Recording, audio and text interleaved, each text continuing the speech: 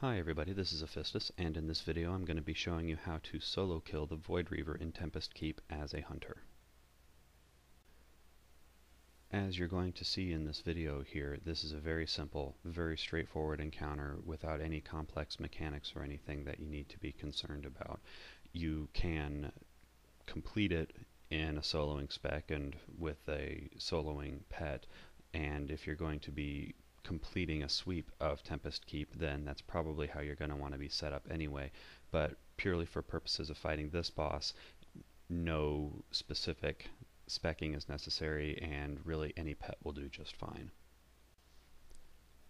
I should point out that though you can't see it here, this room does contain a fair amount of trash that you're going to want to make sure you clear out before trying to engage the boss.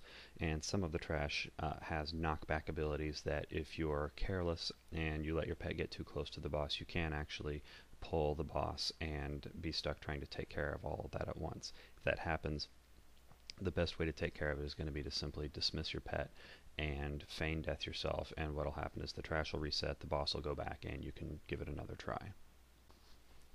Once you're ready to initiate the encounter with Void Reaver, the way that it's going to look is you're going to send your pet in to initially engage the boss. The boss is going to obviously then focus on your pet, and you want to keep your pet as the target of all the boss's melee abilities for the duration of the fight.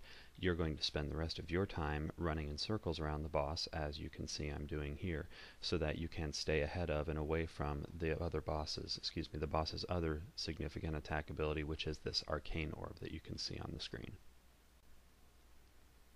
He's going to be launching these through the entirety of the fight every few seconds, but as you can see they do have a pretty slow travel time, and they're always targeted at the location where you are standing when he launches them, so you should have very little trouble with strafing to the side continuously to stay out of their way, which is where this whole running in circles around the boss business comes from.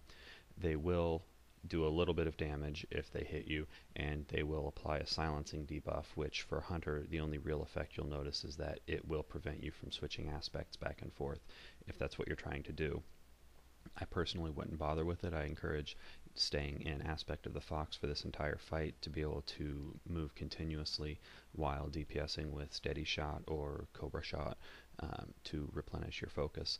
But if you do want to Aspect Dance, that is something that you will have to be aware of.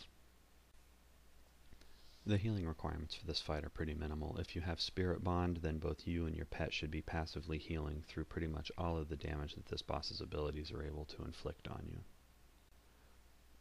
But if you don't have Spirit Bond, or if for some reason it's not providing quite enough heals by itself, you can easily throw a Mend Pet out every once in a while to heal your pet.